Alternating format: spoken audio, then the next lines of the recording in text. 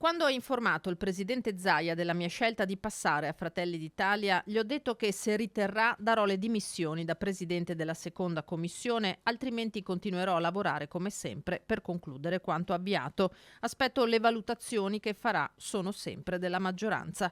Replica così la trevigiana Silvia Rizzotto all'attacco del capogruppo di Lega e Lista Zaia in regione Alberto Villanova, che a lei e all'altro consigliere passati nelle scorse ore al partito di Meloni, il veronese Marco Andreoli, ha chiesto di lasciare la presidenza rispettivamente di Commissione Infrastrutture e Trasporti e Agricoltura. Dal Balbi, il presidente della regione Luca Zaia ne fa innanzitutto un tema di riconoscenza verso la Lega. Penso che un partito non si liquidi così,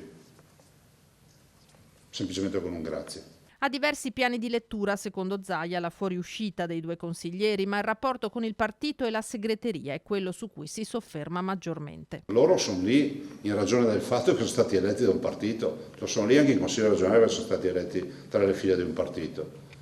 Perché ricordo che nel 2020, se si fossero candidati su altri partiti, non sarebbero mai entrati in questa amministrazione. Usa toni netti ma pacati, puntualmente ricorda, a ridosso della scadenza di legislatura si scatena il calciomercato. Nessuna meraviglia dunque, i partiti hanno le porte aperte. E noi abbiamo un compagno di viaggio che è Fratelli d'Italia e legittimamente se qualcuno che gli suona la porta, apre la porta, come del resto lo fa la Lega, lo fanno tutti i partiti, no?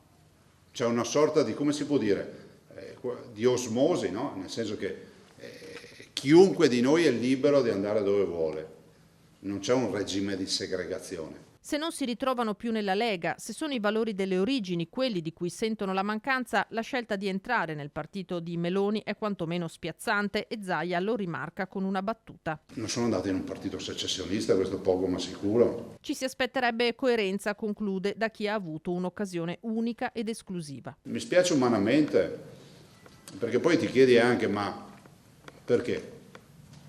Mancano pochi mesi alla fine dell'amministrazione, no?